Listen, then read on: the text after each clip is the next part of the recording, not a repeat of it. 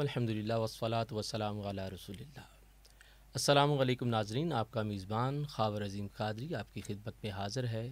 9 رمضان المبارک ہے اور افطار ٹرانسمیشن میں آپ کی خدمت میں حاضر ہیں۔ افطار ٹرانسمیشن میں ہر روز ہم آپ کے لیے مختلف موضوعات پر اپنے مذہبی اسکالر سے رہنمائی حاصل کرنے کے لیے حاضر ہوتے ہیں۔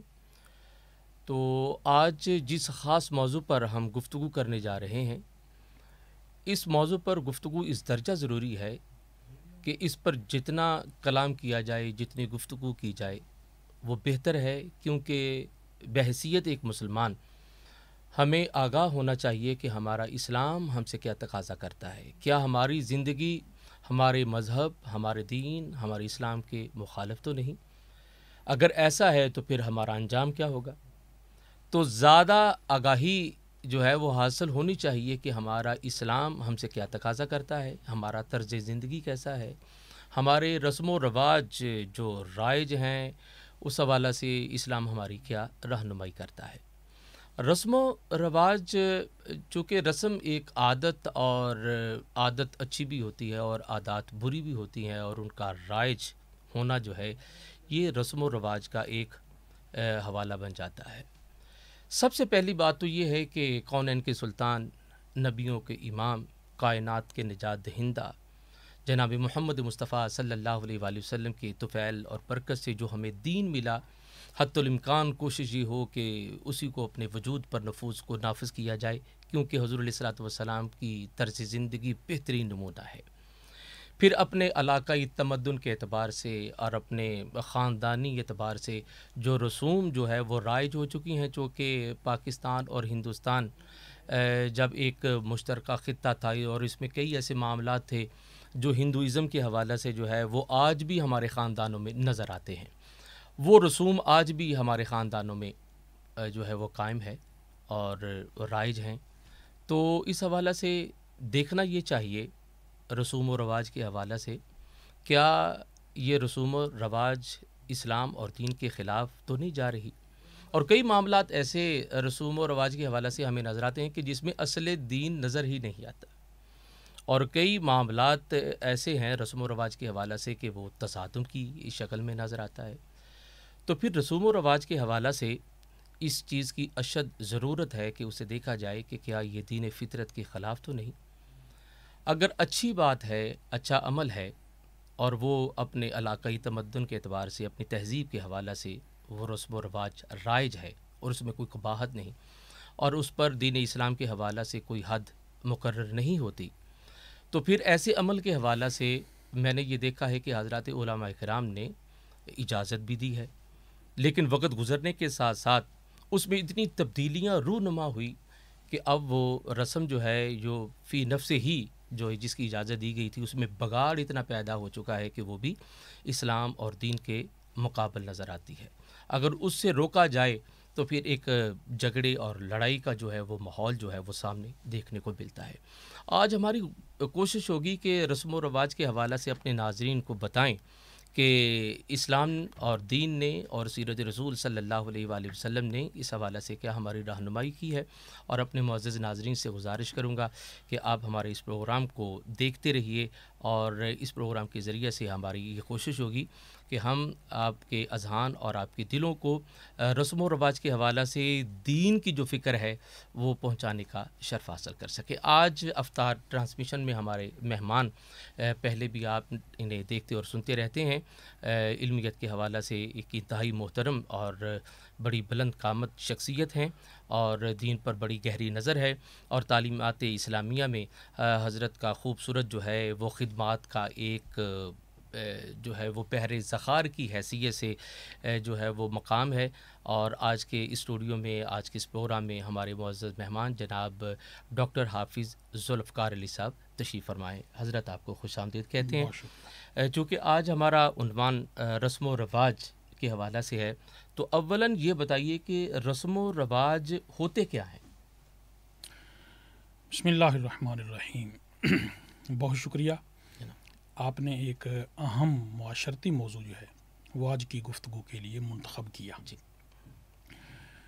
ہمارا اسلام، ہمارا دین جو ہے یہ ایک ہمگیر دین ہے، واہ سبحان یہ ایک جامع دین ہے، سبحان اور یہ کسی ایک خطے کے لیے یا کسی ایک دور کے لیے نہیں آیا، جی بلکہ یہ ہر دور کے لیے، واہ ہر خطے کے لیے، واہ ہر قوم کے لیے سبحان اللہ قیامت تک یہ اپنے اندر جامع رہنمائی رکھتا ہے۔ اللہ کسی بھی خطے سے تعلق رکھنے والا، کوئی بھی زبان بولنے والا، کوئی بھی کسی بھی رنگ و نسل سے تعلق رکھنے والا کوئی بھی شخص ہے، وہ اس ہمارے قرآن پاک سے اور ہمارے اسلام سے اپنے لیے زندگی کی کامل رہنمائی لے سکتا ہے۔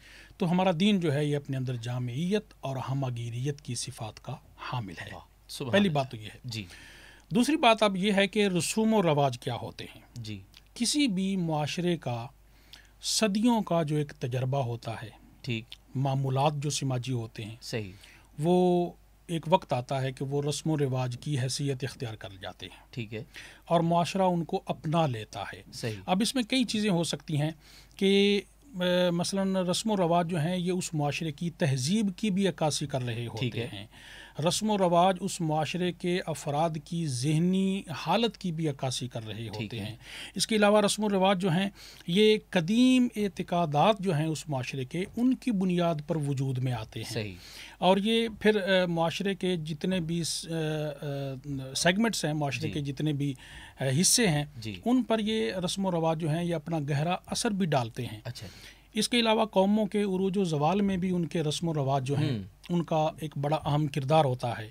اور یہ بات بھی بڑی قابل توجہ ہے کہ رسوم و رواج سے کوئی بھی عہد خالی نہیں گزرا۔ ٹھیک ہے جب سے انسان اس دنیا میں آیا ہے صحیح تب سے رسم و رواج جو ہیں وہ اس کے ساتھ ساتھ معاشروں میں پنپ رہے ہیں۔ صحیح اس کے علاوہ یہ جو رسم و رواج ہیں جی اگر اس کو معاشرے کے تناظر میں دیکھا جائے جی جی تو یہ انسان کی معاشرتی ضرورت بھی ہے صحیح اور انسان کی ایک نفسیاتی ضرورت بھی ہے۔ صحیح ان کے بغیر یہ خود بخود ضرورت کا مطلب یہ ہے کہ یہ خود بخود اپنی جگہ بنا لیتے ہیں، صحیح خود بخود یہ پنپ جاتے ہیں صحیح اور اپنا وجود جو ہے وہ منوا لیتے ہیں۔ ٹھیک ہے تو رسم و رواج جو ہیں یہ کسی بھی معاشرے کے لیے ایک بہت ہی مفید بھی ہوتے ہیں۔ ٹھیک ہے حتیٰ کہ امام شاہ ولی اللہ محدث دہلوی رحمۃ اللہ تعالی صحیح۔ علیہ انہوں نے ان کی علمی اور عملی افادیت پر کافی بحث کی ہے صحیح اور ایک لمبا نوٹ لکھا ہے کہ رسم و رواج جو ہیں ان کی عملی اور علمی افادیت ہے کیا ہے۔ جی جی اب رسم و رواج جو ہیں یہ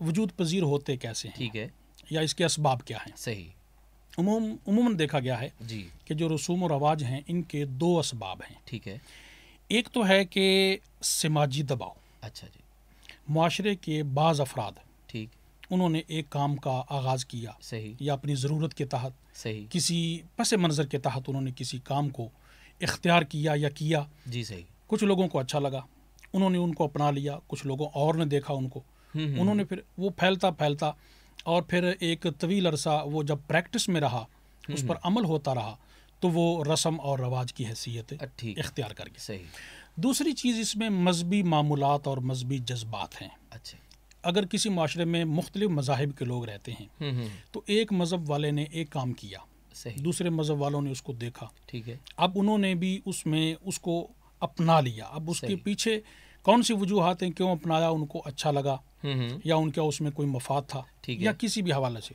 صحیح انہوں نے ان کو اپنا لیا اور پھر ہوتا وہ جی۔ ایک مذہب سے دوسرے مذہب میں سرایت کر کے چلا گیا۔ ٹھیک ہے اب مذہب سے مراد یہاں پر وہ اصل مذہب نہیں بلکہ مذہبی لوگوں میں، ٹھیک ہے ایک مذہب کے جو لوگ ہیں جی ان سے وہ دوسرے مذہب کے لوگوں میں سرایت کر گیا۔ صحیح اور عامت الناس میں یہ ہوتا ہے کہ اس کے فوائد اور نقصانات دیکھے بغیر یا اس کا حسن یا قبح دیکھے بغیر لوگ اس کو اختیار کر لیتے ہیں، صحیح اپنا لیتے ہیں۔ تو ان اسباب کی وجہ سے جو رسم و رواج ہیں یہ وجود پذیر ہوتے ہیں اور وقوع پذیر ہوتے ہیں۔ ٹھیک ہے۔ رسوم و رواج کے حوالے سے آپ کی اس گفتگو سے جو میں نتیجہ اخذ کر سکتا ہوں، کوشش کر سکتا ہوں، اور میں اس پر آپ سے مزید چاہوں گا کہ آپ اس کی وضاحت فرمائیں کہ رسم و رواج کی جو جامعیت ہے، جو جمعیت میں نظر آتی ہے، اس میں کچھ رسم و رواج ایسے ہیں جو خود ساختہ ہیں اور کچھ ایسے ہیں جو خدا ساختہ ہیں، اور سچی سی بات ہے کہ جو خدا ساختہ ہیں وہ ہمارے لیے مشعل راہ ہیں۔ ان میں ایک نصابی زندگی ہے، ایک طرز زندگی ہے جو انسانی تشخص کو جو ہے وہ عزت اور تکریم عطا کرتی ہے۔ میں آپ سے یہ پوچھنا چاہوں گا کہ رسم و رواج کے حوالے سے اسلامی نقطۂ نظر کیا ہے؟ جی، یہ بڑا اہم سوال ہے رسم و رواج کے تناظر میں. جی اسلام کا جو نقطہ نظر ہے جی وہ اس حوالے سے سمجھنے کے لیے ہمیں سب سے پہلے جو اسلام کا مزاج ہے صحیح یہ سمجھنا ہوگا. ٹھیک ہے. اسلام کا مزاج یہ ہے کہ ہر وہ مفید چیز جو معاشرے کے لیے مفید ہو، صحیح. جو لوگوں کے لیے مفید ہو، جی جو موزوں ہو، ٹھیک. جو مناسب ہو، صحیح. جس میں کوئی انفرادی یا اجتماعی فائدہ ہو، ٹھیک ہے. وہ اسلام ہمیں عطا فرماتا ہے. جی صحیح. اور جس میں کسی حوالے سے بھی کوئی نقصان ہو، اعتقادی لحاظ سے نقصان ہو، جی مالی لحاظ سے نقصان ہو، جی جانی لحاظ سے کوئی نقصان ہو، مذہبی حوالے سے کوئی نقصان ہو، جی اسلام ہمیں ہر اس چیز سے منع کرتا ہے. ٹھیک ہے. یہ اسلام کی جو جامعیت کی خوبیاں جو ہیں ان میں سے ایک خوبی، اصل جو ایک صفت ہے پوری، جی جی وہ یہ ہے. جی جی اب اسی حوالے سے ہمیں دیکھنا پڑے گا کہ اسلام کا رسم و رواج کے حوالے سے بھی یہی نقطہ نظر ہے صحیح. کہ وہ رسوم، وہ رواج جی جو کسی بھی معاشرے کے لیے موزوں ہیں، مفید ہیں. صحیح. مثلا حضور اکرم علیہ الصلوۃ والسلام مکہ مکرمہ میں جب آپ نے اعلان نبوت فرمایا صحیح. اور اسلام پھیلنا شروع ہو گیا، جی تو اس وقت ابھی قرآن مجید کی چند صورتیں، چند آیات نازل ہوئی تھیں. جی باقی جو مسلمانوں کا طرز زندگی ہے اس میں زیادہ تر جو پہلے سے اس معاشرے کے اندر رسم و رواج موجود تھے ٹھیک ہے. انہی کا عمل دخل نظر آتا ہے. ٹھیک. اچھا اچھا. صحیح. انہی کا عمل دخل نظر آتا ہے. تو یہ اس حوالے سے یہ دیکھنا پڑے گا کہ اسلام نے کیا طرز عمل اس کے لیے اختیار کیا ہے. صحیح. اور وہ یہ ہے کہ وہ رسوم، وہ رواج جی جو اس کسی بھی معاشرے کے لیے موزوں ہیں، ٹھیک ہے. مفید ہیں، جی جی اور ان کا کوئی عملی پہلو سامنے آتا ہے جی تو جی اسلام اس کو برقرار رکھتا ہے. صحیح. اسلام اس کا خاتمہ نہیں کرتا ہے. جی اور جو اسلام کے مجموعی مزاج سے ہم آہنگ نہیں ہیں، جی اسلام کا ایک مجموعی مزاج ہے جی جیسا کہ میں نے پہلے عرض کیا ہے. صحیح. جو رسم و رواج اس کے ساتھ مطابقت نہیں رکھتے ہیں، ہم آہنگ نہیں ہوتے، اسلام یا تو ان کی اصلاح کرتا ہے، صحیح. اور اصلاح کر کے ان کو جیسا کہ وہ ایک لفظ کہا جاتا ہے کہ کسی علم کو، کسی رسم کو، کسی رواج کو، کسی معاملے کو مسلمان کر لینا. اچھا ٹھیک ہے. ایک ہوتا ہے نا صرف انسانوں کو مسلمان جی کرنا. جی جی تو ایک یہ بھی ٹرم اور اصطلاح استعمال کی جاتی ہے کہ کسی علم کو، جی جی یعنی اس کی تنقیح کر کے کسی رواج کو جی یا جی کسی بھی معاملے کو مسلمان کر لینا. صحیح. تو اسلام یا تو بعض رسوم و رواج جو ہیں ان کو، ان کی تنقیح کر کے ان کو مسلمان کر لیتا ہے، صحیح. یعنی اپنے اندر سمو لیتا ہے. جی یا ایسے جو بالکل ہی خطرناک ہوں اور نقصان دہ ہوں جی تو اسلام ان کا خاتمہ فرما دیتا ہے. یہ اسلام ٹھیک. کا مجموعی ایک مزاج جو ہے اور نقطہ نظر جو ہے رسوم و رواج کے حوالے سے وہ یہ ہے. واہ، بہت خوب بہت خوب حضرت. قبلہ یہ بتائیے گا کہ اسلام جو کہ نبی رحمت صلی اللہ علیہ وآلہ وسلم کے طفیل، یہ بہترین دین جو تمام ادیان کلی پر برتری رکھتا ہے، فضیلت رکھتا ہے، اس کا حسن جو ہے وہ اپنی اہمیت اور اپنے مقام و منزلت کے اعتبار سے سب سے اعلیٰ اور اولیٰ ہے. تو اسلام نے سابقہ جو ادیان ہیں یا سابقہ حضرات انبیاء علیہ السلام، ان کی تعلیمات کے حوالہ سے یا روز اول سے لے کر اشاعت اسلام تک جو اچھی عادات یعنی رسومات جو ہیں وہ نافذ تھی، اس حوالہ سے اسلام نے ان کو برقرار رکھنے کے حوالہ سے یا ختم کرنے کے حوالہ سے کیا اس کی وضاحت فرمائی ہے؟ جی جب ہم اس معاشرے پر نظر دوڑاتے ہیں اور اسلام کا حسین طرز عمل دیکھتے ہیں اس معاملے میں، جی تو ہمارے پاس جو اس وقت کے رسوم و رواج ہیں جی وہ 3 شکلوں میں سامنے آتے ہیں. ٹھیک ہے. اور یہی ایک اصول جو ہے یہ آنے والے ادوار کے لیے صحیح. اور جہاں جہاں اسلام آباد میں پھیلا جی. وہاں کے معاشروں کے لیے صحیح. اور ہر خطے کے لیے یہی 3 اصول ہمیں سامنے رکھنا ٹھیک پڑیں گے، یا یہی تقسیم جو ہے جی. اس کو دیکھنا پڑے گا. صحیح. اس میں سب سے پہلے کچھ ایسے رسم و رواج ہیں، جی. کچھ ایسے معمولات تھے ان کے ٹھیک ہے. جن کو اسلام نے بالکل ختم فرما دیا. اچھا. یعنی وہ ان میں فائدے کا کوئی بھی پہلو نہیں تھا صحیح. اور وہ بالکل ضرر رساں تھے، نقصان دہ تھے. جی. تو اسلام نے ان کا خاتمہ فرما دیا. ٹھیک ہے. اب اس میں سب سے پہلے مثلا ایک ان میں رواج تھا بچیوں کو زندہ درگور کر دینا، ہائے ہائے بچیوں کو زندہ جلا دینا. ہائے. اسلام نے اس رواج کا بالکل خاتمہ فرما دیا. جی. اس کے علاوہ جوا تھا، ٹھیک اس ہے. معاشرے کی رگوں میں سرایت کیے ہوئے تھا، جی. لیکن یہ چونکہ سراسر نقصان دہ ہے ٹھیک ہے. اور انسانی فطرت کے ساتھ قطعاً مطابقت نہیں رکھتا ہے، صحیح. اس وجہ سے اسلام نے اس کا خاتمہ فرما دیا۔ جی جی سود کا نظام دیکھ لیں، اس معاشرے کے اندر سود کا نظام بہت بری طرح رائج تھا اور بہت گہرائی تک یہ موجود تھا۔ جی شراب نوشی تھی، ہائے ہائے تو اور یہ ان کا کوئی دن تو کہنا تو دور کی بات ہے، کوئی وقت ایسا نہیں گزرتا تھا کھانے کے اوقات میں، پینے کے اوقات میں کہ جس میں شراب شامل نہیں ہوتی تھی۔ تو اسلام نے ان کو بالکل ختم فرما دیا، بہت خوب، حکمت کے ساتھ، صحیح، تدریج کے ساتھ، جو اسلام کے اپنے جو انسانیت کی تنزلی کا اور پستی کا سبب بنتے ہیں۔ تو اسلام نے ہر اس رسم کی جو ہے وہ مخالفت کی ہے اور اس کو ختم فرما دیا ہے۔ اس کے علاوہ وہاں پر ایک اور بڑا عجیب رواج تھا کہ کھڑے ہوئے زندہ جانور کے اعضاء وہ کاٹ لیتے تھے، اتنی اذیت اس کو دیتے تھے۔ یہ بھی اب جو انسانی فطرت ہے اور خدا کی جو تخلیق کردہ جو فطرت سلیمہ ہے، اس سے کسی صورت بھی یہ مطابقت نہیں رکھتا۔ اسلام نے اس کا خاتمہ فرما دیا ہے۔ مردوں کا سونا پہننا اور ریشم پہننا یہ اس معاشرے میں رائج تھا۔ اس طرح کئی ایک ایسی ہمیں رسوم ملیں گی، رواج ملیں گے کہ جن کا اسلام نے مکمل خاتمہ فرمایا ہے اور ان سے منع فرما دیا ہے۔ دوسری قسم کے وہ رسوم و رواج ہمیں ملتے ہیں کہ جن میں اسلام نے اصلاح کی ہے، ان کو برقرار رکھا ہے، وہ معاشرے کی ضرورت تھے، لیکن ان میں جو ان کی طرف سے، اس معاشرے والوں کی طرف سے، مشرکین کی طرف سے، یا ایک لمبے جو اجتماعی طرز عمل ہے اس کی روشنی میں ان میں جو خرابیاں دار آئی تھیں، اسلام نے ان خرابیوں کو دور کیا، ان رسوم اور رواج کی اصلاح کی اور پھر ان کو اپنا لیا۔ یہ خوبصورت ایک طرز عمل ہے اسلام کا۔ ان رسوم سے کثافتوں کو نکال دیا اور ان کو صاف شفاف کر کے اپنا لیا ہے۔ اب اس میں مثلاً یہ ہے کہ عورت کو جب کوئی مرد جتنی مرتبہ مرضی چاہتا طلاق دے دیتا، اور جتنی مرتبہ مرضی چاہتا پھر واپس اپنے گھر میں لے آتا تھا۔ اسلام نے اس کی حد 3 تک مقرر کر دی۔ یہ عورت کو معلق رکھنے کا ایک بہت بڑا ظلم تھا، اور مرد کی اس پر جو ظلم کی ایک شکل ہے، مختلف شکلیں، ان میں سے یہ ایک بہت بڑی شکل تھی۔ اسلام نے اس کو 3 تک محدود کر دیا کہ 3 بار اگر تم دے لو گے تو اب تم اس کو دوبارہ واپس نہیں لا سکتے ہو۔ اسی طرح جو رؤوسا تھے، مالدار لوگ جو تھے، وہ شادیاں بکثرت کرتے تھے۔ 100 شادی ہے، 50 شادی ہے، اور اس میں سے جس عورت کو چاہتے وہ معلق رکھتے، جس عورت کو چاہتے اس کو وہ اپنے پاس رکھتے تھے، اور یہ معلق عورت کے لیے بہت بڑا معاشرتی ظلم تھا۔ اسلام نے اس کی حد مقرر کر کے 4 تک کر دی ہے۔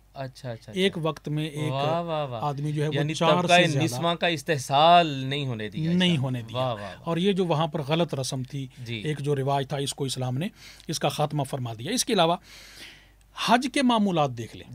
حج اب ایک فریضہ ہے، اور حضرت ابراہیم علیہ السلام سے حضور اکرم علیہ السلام کے جد امجد سے یہ چلتا آ رہا ہے۔ اب یہ ہمارا ایک مذہبی فریضہ بھی ہے، ارکان اسلام میں سے ایک رکن، چونکہ اس نے یہ حیثیت اختیار کرنا تھی۔ تو اسلام نے کیا کیا، انہوں نے جو حج کے معمولات میں غیر فطری چیزیں داخل کی ہوئی تھی، مثلا ان میں سے یہ ہے کہ ایک بالکل بے لباس ہو کر طواف کرنا، یہ ان کے معمولات میں شامل تھا، رسم و رواج تھا۔ اور جو اس طرح جو مرد یا عورت اس طرح کرتا تھا بالکل، اس کا طواف سب سے اچھا سمجھا جاتا تھا۔ یہ کتنی عجیب بات ہے اور کتنی فطرت سے ہٹی ہوئی بات ہے۔ اسلام نے اس کا خاتمہ فرمایا، اور بھی اس میں جتنی بھی قباحتیں تھیں ان کا خاتمہ فرما کے اس کو صاف شفاف کر دیا، سبحان اللہ، اور اس کو اپنا لیا، اور بطور رکن جو ہے وہ امت کے لیے اور آنے والے انسانوں کے لیے اس کو جاری فرما دیا۔ اس کے علاوہ گواہ اور قسم کا جو معاملہ ہے کہ مثلاً گواہ اور قسم، اس میں اب کسی میں کوئی جھگڑا ہو جائے تو جو مدعی ہے اس کے ذمہ ہے گواہ دینا، اور جس پر وہ دعویٰ کرتا ہے مدعا علیہ جو ہے اس پر ہے کہ وہ قسم دے، اگر وہ گواہ مدعی پیش نہیں کر سکتا تو۔ اب اس میں بھی انہوں نے بے شمار طرح کے معاملات جو ہیں وہ الجھائے ہوئے تھے۔ تو اسلام نے اس اصول کو تو برقرار رکھا ہے کہ جو مدعی ہے وہ گواہ پیش کرے، اگر وہ گواہ پیش نہیں کر سکتا تو مدعا علیہ قسم دے۔ اس اصول کو برقرار رکھا، لیکن اس میں جتنی چیزیں غیر سے آئی تھیں اور نقصان دہ تھیں وہ ساری کی ساری اسلام نے ختم کر دی۔ یعنی اس میں جو چیزیں ادھر ادھر سے آئی تھی اسلام نے انہیں ادھر ادھر ہی کر دیا۔ بہت خوب آپ نے لفظ کہا۔ ہمارے ناظرین سماعت فرما رہے ہیں، آج کا یہ ہمارا خوبصورت عنوان رسوم و رواج اور اسلامی تعلیمات۔ مختصر بریک کے بعد پھر حاضر ہوتے ہیں، یقین کے ساتھ کہ آپ ہمارے ساتھ رہیں گے۔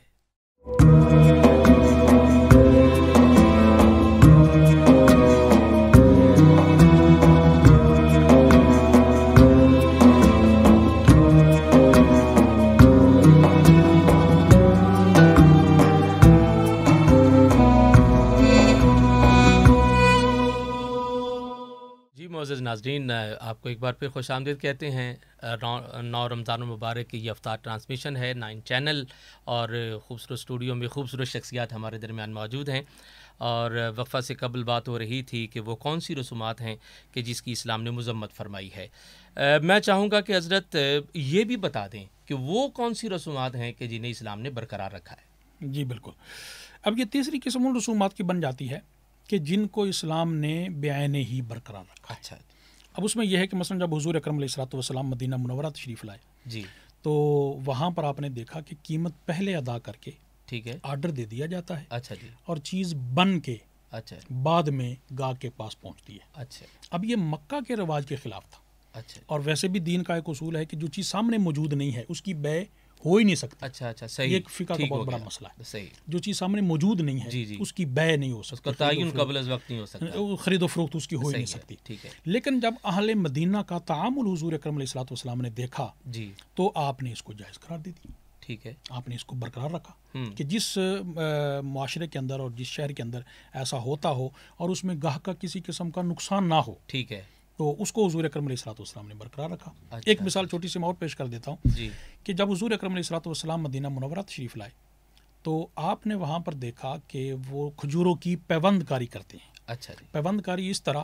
کہ کچھ کھجور کے درختوں میں بھی کچھ نر اور مادہ ہوتے ہیں، صحیح، تو نر جو درخت ہیں ان کی پیوند کاری مادہ درختوں کے ساتھ کی جاتی تھی تاکہ زیادہ پیداوار حاصل ہو۔ صحیح، حضور اکرم علیہ الصلوۃ والسلام نے اپنے فطری شرم و حیا کی وجہ سے اس جی، معاملے کو آپ نے صحیح، منع فرما دیا، صحیح، لیکن اس سال پیداوار کم ہوئی تو جی، حضور اکرم علیہ الصلوۃ والسلام نے ان کے تعامل اور ان کے اس رواج کو دیکھتے ہوئے کہ یہ مفید رواج ہے، اچھا، حضور اکرم علیہ الصلوۃ والسلام نے اجازت دے دی صحیح، کہ اگر تم سمجھتے ہو کہ اس طرح پیداوار زیادہ ہوتی ہے صحیح، تو یہ کر لیا کرو۔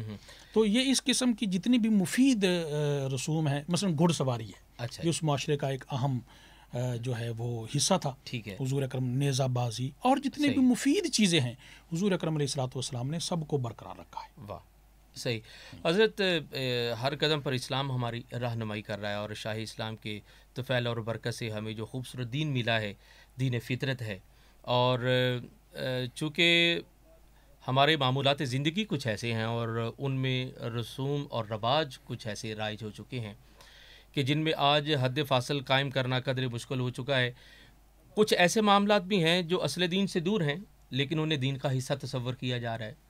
آپ سے یہ عرض کرنا چاہوں گا کہ پیدائش کے حوالے سے، پھر شادی کے معاملات میں، اور پھر اموات پر اسلام جو ہے وہ ہماری کس طرح رہنمائی فرماتا ہے؟ رسوم و رواج جو رائج ہو چکے ہیں ان حوالہ سے، اور اسلام کا جو حسن ہے اور اس کا جو ان حوالہ سے جو پیغام ہے وہ کیا ہے؟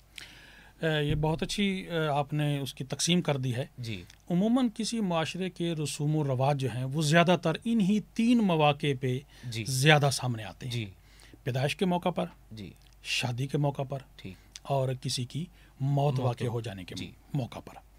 تو اس میں اب پیدائش کے حوالے سے اسلام نے جب بچہ پیدا ہوتا ہے ٹھیک ہے، تو اس کے لیے جو 4 یا 5 چیزیں ٹھیک ہے، اسلام نے ہمیں عطا فرمائی ہیں جی، وہ انتہائی حسین و جمیل ہیں، صحیح، وہ خوبصورت ہیں۔ اب اس میں سب سے پہلے کیا ہے کہ بچے کو غسل دے کر اس کے کان میں اذان کہی جائے واہ واہ، تاکہ اللہ اور اس کے رسول کا نام جو ہے وہ اس کے کان میں پڑے اللہ اکبر، اور اس کی فطرت سلیمہ جو ہے وہ اپنی اصل کی طرف واہ، راغب رہے، سبحان مرکوز رہے۔ اللہ، سبحان اللہ، یہ پہلا کام ہے۔ جو اس کے علاوہ کیا ہے اس کا سر منڈوانا، اچھا، اور پھر سر منڈوانا جو ہے جی، وہ سر کے جتنے بال اترے ہیں ان کا وزن کر کے ان اچھا، کے برابر چاندی صدقہ کر دینا۔ اچھا اچھا اچھا، یہ اسلام کا خوبصورت واہ، ایک اسلام نے سبحان اللہ، رواج عطا سبحان فرمایا، اللہ، رسم عطا کہ فرمائی، بلائیں دور ہو جائیں، وہ صدقہ ہے، بڑی بات اور ہے، صدقہ جو ہے یہ بلائیں دور کرتا واہ ہے۔ واہ واہ، یہ اسلام نے ایک رسم عطا فرمائی، اور سبحان کتنی اللہ، خوبصورت رسم ہے، بات ہے، جی، رواج ہے۔ واہ، اس کے علاوہ اگر وہ لڑکا ہے تو اس کے ختنے کیے جائیں، جی، عقیقہ کیا جائے۔ واہ واہ واہ واہ، سبحان عقیقہ بھی اللہ، بچے کی طرف سے صدقہ ہے، سبحان اللہ، سبحان اللہ، اور اس کی جو جیسا کہ آپ نے کہا کہ بلائیں دور کرنے کے لیے یہ بہت بڑی سنت ہے۔ واہ واہ، اس کے علاوہ اس کا اچھا نام رکھا جائے۔ سبحان اللہ، اب یہ ایک المیہ اس کو میں کہوں گا جی، کہ ہمارے ہاں جی، اور بھی کئی معاشروں میں جی، اچھا نام رکھنے کی طرف رغبت کم ہوتی ہے، اور ٹھیک ہے، یونیک اور منفرد نام رکھنے کی طرف توجہ زیادہ ہوتی ایسے ہی ہے۔ ہے، बजा ठीक है? फरमा रहे तो यूनिक या मुनफरिद होना इतना आम नहीं है जितना इस्लाम की तालीम के मुताबिक नाम का अच्छा होना अच्छा आम होना है। ज़रूरी अब इसी मुनफरिद नाम की तलाश में और यूनिक नाम की तलाश में बाज़ ऐसे नाम भी रख लिए जाते हैं कि जिनका कोई मतलब ही नहीं होता, अल्लाह या जिनका मतलब बहुत मुहम्मल सा होता है, जी या बाज़ औक़ात जिनका मतलब जो है वो दुरुस्त नहीं होता, सही। उनका माना दुरुस्त नहीं होता। हम्म, तो ये अच्छा नाम रखना जी, जिसका माना भी ठीक हो, हुज़ूर अकरम अलैहिस्सलाम ने कई सहाबा किराम और सहाबियात के जो नाम हैं वो तब्दील फरमा दिए थे। अच्छा अच्छा अच्छा, इसके असरात मुरतब होते हैं। इसके असरात मुरतब होते हैं। सही, इसी वजह से हुज़ूर अकरम अलैहिस्सलाम का ये तर्ज़ अमल बता रहा है वाह वाह वाह, कि बुरा नाम जो है वो नहीं होना चाहिए, सही। और अच्छा नाम जो है हुज़ूर अकरम अलैहिस्सलाम ने उसकी तरगीब दी है। अच्छा, अंबिया अलैहिस्सलाम और हज़रात सहाबा किराम के अस्माए पाक की बरक़ात हासिल करने के लिए हम अपनी औलादों के नाम रखते हैं। तो हुज़ूर अलैहिस्सलाम का भी वो फरमान आलीशान मिलता है कि जिसने अपनी औलाद का नाम मेरे नाम पर रखा। बिल्कुल। तो इसकी ज़रा फजीलत और वजाहत ज़रा कर दीजिए और फिर अगले सवाल की तरफ बढ़ें। मुख्तसरन यही है जी कि एक तो उस नाम पाक की जो कायनात का सबसे हसीन और बाबरकत नाम है, सुभान उसकी बरक़ात उसको हासिल होंगी। जी, फिर क़यामत में उन लोगों को अलग रखा जाएगा, अल्लाहु अकबर, अलग उनको बुलाया जाएगा और उनके सुभान साथ अल्लाह, खसूसी जो रहमत और शफ़क़त का मामला है वो किया जाएगा। सुभान अल्लाह, और ये सिर्फ उन वो जिनका नाम है, जी सिर्फ उन्हीं तक ये रहमतें और बरकतें और ये बरक़ात नहीं रहेंगी, वाह बल्कि जिन वालिदैन ने उनका ये नाम रखा है उनको भी अच्छा, खसूसी अजर अता फरमाया जाएगा। सुभान अल्लाह, सरकार की मोहब्बत में जिन्होंने ये नाम रखा इसमें अपने बच्चों मोहम्मद का। सल्लल्लाहु अलैहि वसल्लम रखा, क्या बात है जनाब, सुभान अल्लाह। हज़रत रसूम और रवाज के हवाला से हमारी शादियों के मामलात तो ढके छुपे नहीं है, कैसे मामलात हैं। और बसा औक़ात तो ऐसा लगता है कि शादी मुसलमानों के घर में होती है और रसूमात और मामलात ऐसे देखने में आते हैं कि गुमान पैदा होता है कि आया कि ये मुसलमानों की ही शादी है। तो शादी को खाना आबादी जो है वो सच्ची सी बात है कि इस्लामी तालीमात ही बनाती है। खालसतन ये एक मजहबी त्यौहार है जो हुज़ूर अलैहिस्सलातु वस्सलाम की सुन्नत के हवाला से है कि हुज़ूर ने फरमाया कि निकाह मेरी सुन्नत है। तो ये शादी खालसतन एक मजहबी त्यौहार इसे कहा जा सकता है कि ये हुज़ूर अलैहिस्सलातु वस्सलाम की सुन्नत के एहतमाम के हवाला से है। तो फ़ी ज़माना शादी के हवाला से जो रसूम और रवाज हमारे देखने में आते हैं, इस पर जो है वो इस्लामी हदूद के हवाला से आप ज़रा वजाहत फरमाएं कि क्या। देखिए, इस्लाम ने शादी के हवाले से जो रहनुमाई दी है जी और जो तर्ज़ अमल हुज़ूर अकरम अलैहिस्सलातु वस्सलाम ने इख्तियार फरमाया है जी और आपके तरबियत याफ्ता सहाबा किराम ने इख्तियार फरमाया है, जी, वो बड़ा हसीन व जमील है, सही, वो इंतहाई खूबसूरत है अल्लाह अकबर, और उसमें किसी पर बोझ भी नहीं आता है। ये सही। एक सिर्फ जैसा कि आपने कहा, ये सिर्फ एक रिवाज नहीं, एक ज़रूरत भी है। जी हर आदमी की, हर फ़र्द की ये ज़रूरत है। सही, तो जो हर फ़र्द की ज़रूरत है उसको इतना बोझल ना कर दिया जाए जी जी कि वो उसको अदा करने में सही, वो कई साल का इंतज़ार करे, ऐसे ही, परेशान रहे, जी, सोचता जी। रहे कि मैं इसको कैसे करूँगा। हाय हाय, तो इस हवाले से हुज़ूर अकरम अलैहिस्सलातु वस्सलाम ने हमें जो तालीमात अता फरमाई उसमें सिर्फ चंद चीज़ें हैं जो जी। कि आलमी हैं ठीक है, और इनको आलमी सतह पे ही अपनाना चाहिए। सही, सबसे पहले उसमें खितबा है, खितबा निकाह, अच्छा जी, निकाह के पैगाम को कहते हैं सही, कि हमारे यहाँ तो ये है ना कि मंगनी की जाती है और उसमें इतनी फजूल खर्ची हो जाती जी, है जी। कि उसमें कई शादियाँ हो सकती हैं, सही, ऐसा होता है। सही। लेकिन इस्लाम में क्या है, खितबा है, पैगाम निकाह है। जी, और इसमें भी जो बुनियादी चीज़ है वो ये है कि पैगाम निकाह भेजते हुए हमारे यहाँ तो कई तरह के मेयारात देखे जाते जी हैं, ऐसे ही है। जबकि इस्लाम की जो तालीम है वो ये है कि दीनदारी को मेयार बनाया जाए। वाह वाह वाह, आपने सारे वाह, मेयारात वाह, का जिक्र फरमाया है सुभान कि अल्लाह, हुस्न एक सुभान मेयार है, अल्लाह, वाह वाह, दौलत एक मेयार है, खूबसूरत बात है, लेकिन दीनदारी को तुम मेयार वाह बनाओ। वाह वाह वाह, सारे मेयारात का जिक्र मकाम करके हैसियत को नहीं देखना, हुजूर अकरम वाह, वाह, अलैहिस्सलाम ने वाह, वाह। उस जिसको दीनदारी पैगाम को निकाह देखना है। भेजा जा वाह, रहा वाह, है सुभान उसकी अल्लाह, दीनदारी को आपने बहुत खूब, तरजीह दी है सुभान अल्लाह, कि ये तुम देखो। और अगर हम माशरे में ये देखना सिर्फ अपने शादी के मामलात में और पैगाम निकाह भेजने के मामलात में ही सिर्फ ये दीनदारी देखना शुरू हो जाए जी। तो आप अंदाज़ा कर सकते हैं कि माशरे में कितनी बड़ी तब्दीली जो है जी वो जी, आ सकती है। सही, इसके अलावा निकाह है, जी जब जो वक्त मुकर्रर हो जाए, जी और निकाह के बाद वलीमा है। जी फिर इस सब के साथ साथ जी, हुजूर अकरम अलैहिस्सलातु वस्सलाम का इरशाद आलीशान है कि सबसे बाबरकत निकाह वो है जी, जो सबसे कम खर्च हो। वाह वाह वाह वाह वाह, सुभान अल्लाह, सबसे बाबरकत सुभान निकाह अल्लाह, कौन सा है? सुभान अल्लाह, जो सबसे कम खर्च वाह हो वाह वाह, اور پھر اب اسی فرمان کی روشنی میں ہم دیکھیے کہ ہمارے معاشرے میں شادیاں کتنی کتنی مہنگی ہیں، جی اور پھر معاشرتی دباؤ کے تحت جی فلاں کیا کہے گا، جی رشتہ دار کیا کہیں گے، اہل محلہ کیا کہیں گے، یہ انہی چیزوں کو سوچتے سوچتے یہ جو اتنا اس کو مہنگا کر دیا گیا ہے اور اتنا بوجھل کر دیا گیا ہے، تو بے شمار بچیاں گھروں میں بیٹھی ہیں کہ جن کو صرف وسائل نہ ہونے کی وجہ سے ان کے سروں میں چاندی اتر آئی ہے، شادی کی عمر ان کی گزرتی جا رہی ہے، اور بے شمار لوگ اس میں مجبور ہیں۔ تو اسلام کی یہ خوبصورت تعلیم ہے کہ یہ جتنا سادہ ہو اتنا ہی سادہ رکھا جائے۔ پھر ولیمے کے حوالے سے دیکھیے، جی ولیمہ ہم عموماً اس میں جب لسٹ بنائی جاتی ہے مہمانوں کی، اچھا جی، تو ایسے لوگوں کی بنائی جاتی ہے جو حیثیت کے اعتبار سے، مالی حیثیت کے اعتبار سے ذرا نمایاں ہوں۔ اچھا، یہ دعوت شکرانہ ہے، یہ اس شادی کا ایک دعوت شکرانہ ہے۔ ٹھیک ہے۔ تو ہمارے ہاں جو لسٹ بنانے کے معیارات ہیں وہ اور ہیں۔ جی، حضور اکرم علیہ الصلوۃ والسلام نے اس ولیمے کو سب سے برا ولیمہ قرار دیا ہے اچھا جی، کہ جس میں عمرا تو ہوں غربا نہ ہوں، او ہو، اچھا، صرف عمرا ہوں، صاحب حیثیت جو لوگ ہیں وہ ہوں، اور اس میں غربا نہ ہوں۔ حضور اکرم علیہ الصلوۃ والسلام نے اس ولیمے کو سب سے برا قرار دیا ہے۔ اب یہ جو پیغام نکاح ہے، پھر نکاح کی مجلس ہے، اور اس کے بعد ولیمہ ہے، ان کے علاوہ جتنی بھی رسومات ہیں کسی بھی معاشرے میں، اور ہر معاشرے کی رسومات جو ہیں ویری کرتی ہیں، مختلف ہوتی ہیں، ان کو اسی اصول پر دیکھا جائے گا کہ آیا کہ وہ اسلام کے مجموعی مزاج سے مطابقت رکھتی ہیں، صحیح، آیا ان میں کوئی فضول خرچی تو نہیں ہے، صحیح، آیا وہ جو جن دو گھرانوں میں یہ رشتہ بند رہا ہے ان میں کسی پر وہ بوجھ تو نہیں ہے، مثلا ایک جہیز ہے تو یہ ہمارے معاشرے میں اس حد تک یہ سرایت کر چکا ہے کہ اسی کی وجہ سے کئی جو بچیاں ہیں وہ اپنے گھروں کی نہیں ہو پا رہی اور والدین کے گھر میں بیٹھی ہوئی ہیں۔ تو جہیز حضور اکرم علیہ الصلوۃ والسلام نے خاتون جنت سلام اللہ علیہا کو چند چیزیں عطا فرمائی ہیں، لیکن ضرورت کی چند چیزیں۔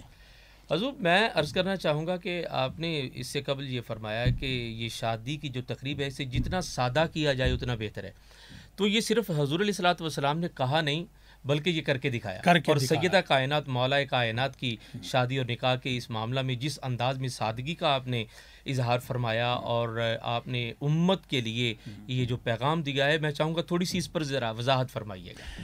نہ صرف یہ نکاح جی جس کا آپ نے ذکر کیا ہے، بلکہ حضور اکرم علیہ الصلوۃ والسلام کے بھی جتنے نکاح ہیں اچھا ان کو آپ دیکھ لیجیے، اچھا، انتہائی سادہ، واہ واہ، انتہائی سادگی کی مثال۔ اور پھر صحابہ کرام جتنے نکاح انہوں نے کیے ہیں حضور اکرم علیہ الصلوۃ والسلام کی تربیت کے زیر اثر، وہ انتہائی سادہ، حتیٰ کہ آپ کے ایک بڑے پیارے صحابی، ان کے کپڑوں پر حضور اکرم علیہ الصلوۃ والسلام نے ایک وہ نشان سا لگا ہوا دیکھا جو کہ شادی کے موقع پر خوشی کے اظہار کے لیے جو ہے وہ لگایا جاتا تھا۔ تو حضور اکرم علیہ الصلوۃ والسلام نے پوچھا کہ یہ میں کیا دیکھ رہا ہوں، کیا تم نے نکاح کر لیا؟ عرض کیا حضور میں نے نکاح کر لیا ہے۔ اب یہ دیکھیے اس میں جو دیکھنے والی بات ہے وہ یہ ہے کہ اتنے پیارے صحابی اتنے آپ کے قریب ہیں، اور یہ اتنی سادگی کے ساتھ اس معاملے کو انہوں نے سر انجام دیا ہے کہ حضور اکرم علیہ الصلوۃ والسلام کو بھی انہوں نے دعوت نہیں دی یا آپ کو بھی اطلاع نہیں کی، اچھا، اتنی سادگی کے ساتھ۔ اور حضور اکرم علیہ الصلوۃ والسلام نے اس پر ناراضی کا اظہار نہیں فرمایا، حضور اکرم علیہ الصلوۃ والسلام نے اس پر خوشی کا اظہار فرمایا۔ یہ کتنا خوبصورت، کیا بات ہے، سبحان اللہ۔ حضرت جہیز ایک لعنت ہے، اور فی زمانہ جو ہے وہ والدین اس فکر سے قریب المرگ ہو جاتے ہیں اور بستر مرگ تک وہ پہنچ جاتے ہیں، لیکن جہیز کا اہتمام ہونا ممکن نہیں ہوتا۔ سیدہ خاتون جنت کے جہیز کے حوالے سے آپ بیان فرمائیں کہ کس انداز میں حضور علیہ الصلوۃ والسلام نے امہ کو تعلیم دی ہے۔ یہ بڑا خوبصورت طرز عمل ہے اور بڑی خوبصورت وہ رسم، وہ موقع تھا، اور وہ نکاح کی جو تقریب ہے وہ تھی حضور اکرم علیہ الصلوۃ والسلام نے ضرورت کی چند چیزیں عام استعمال کی، صحیح، اور وہ بھی آپ انگلیوں پر گن سکتے ہیں کہ کتنی ہیں۔ وہ حضور اکرم علیہ الصلوۃ والسلام نے اس خاتون کو، اس ہستی کو وہ عطا فرمائیں جو کہ جنت کی سردار ہے۔ اللہ اللہ اللہ، سبحان اللہ۔ اور جنت جو ہے یہ دنیا کی ساری نعمتیں مل کر جنت کی ایک نعمت کا بھی مقابلہ نہیں کر سکتی، لیکن چونکہ آپ کا سارا طرز عمل، آپ کی ساری حیات مبارکہ یہ اسوہ حسنہ ہے تا قیامت، سبحان اللہ، ہر طرح کے لوگوں کے لیے. واہ واہ، تو اس وجہ سے حضور اکرم علیہ الصلوۃ والسلام نے اس کو اتنا سادہ رکھا، سبحان اللہ، اتنا سادہ رکھا. سبحان اب اس جہیز کے نام پر جو ہے جی وہ جتنا کچھ یہ نوجوانوں کے لیے خصوصاً یہ سوچنے کی بات ہے. جی میں یہ ضرور یہاں پر کہوں گا، نوجوانوں کے لیے یہ سوچنے کی بات ہے کہ ہونا تو یہ چاہیے تھا کہ تم جس سے نکاح کر کے اس کو اپنے گھر میں لا رہے ہو، جی تمہارا بیڈ ہو، تمہاری ضرورت کے سارے سامان جو ہیں وہ تمہارے ہوں، جی اور وہ آ کے استعمال کرے اور اس میں فخر محسوس کرے. کیا یہ بات، کیسی مردانگی ہائے ہے ہائے ہائے، کہ تم اس کے لائے ہوئے بیڈ پہ سو رہے ہو، ہوئے ہوئے، تم اس کی لائی ہوئی چیزیں استعمال کر رہے ہو، جی تم اس کے لے کے آئی ہوئی جو ضرورت کی ساری چیزیں ہیں وہ استعمال کر رہے ہو. یہ کتنی عجیب بات ہے، ہائے یہ تو شان مردانگی کے خلاف ہے.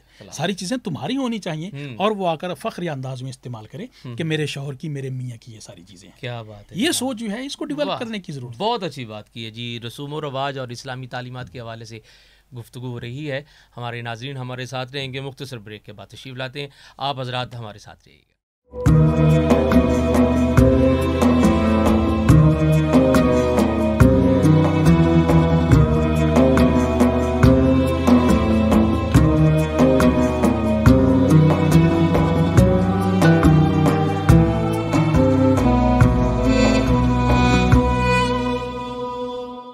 معزز ناظرین، آپ کو خوش آمدید کہتے ہیں. آج کا یہ خوبصورت عنوان رسم و رواج اور اسلامی تعلیمات کے حوالے سے آپ سماعت فرما رہے ہیں، اور اس پر بڑی خوبصورت گفتگو حضرت کی جو ہماری رہنمائی کر رہی ہے، جو آپ نے فرامین مصطفیٰ کریم کے حوالہ سے ہمیں عطا فرمائی. حضرت، آج کے مسلمان کا طرز عمل کیا ہونا چاہیے؟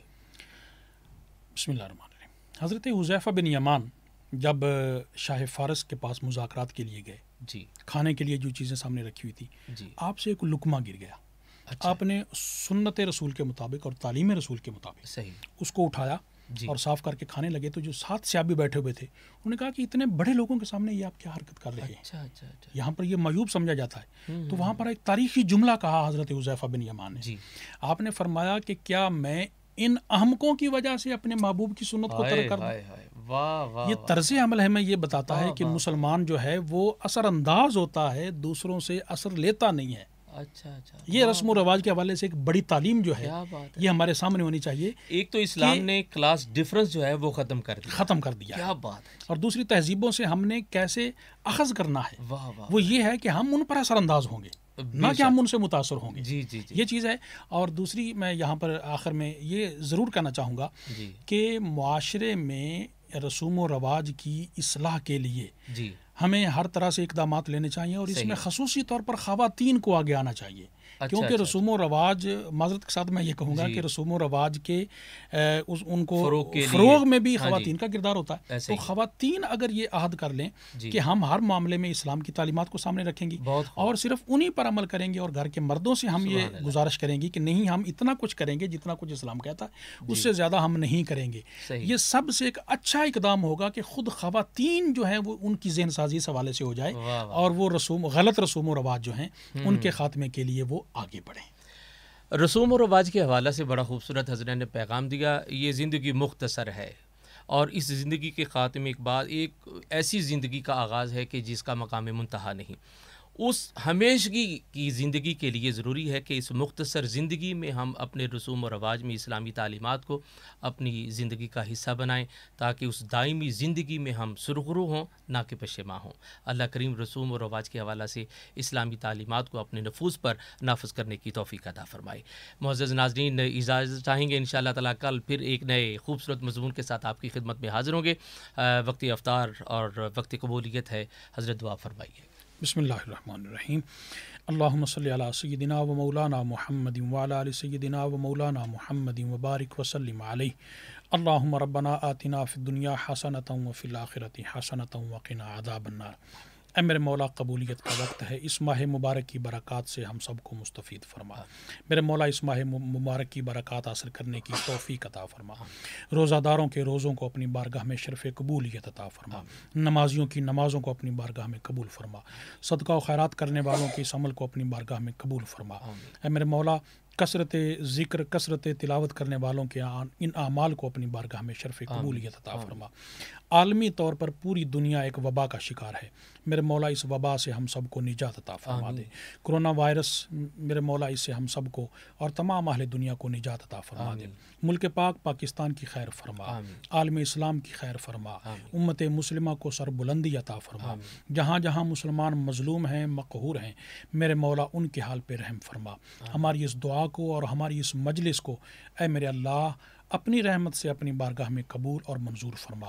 ربنا تقبل منا انک انت السمیع العلیم وتب علینا انک انت التواب الرحیم، وصلی اللہ تعالی علی رسول خیر خلقہ سیدنا و مولانا محمد وعلی آلہ وصحبہ اجمعین برحمتک یا ارحم الراحمین۔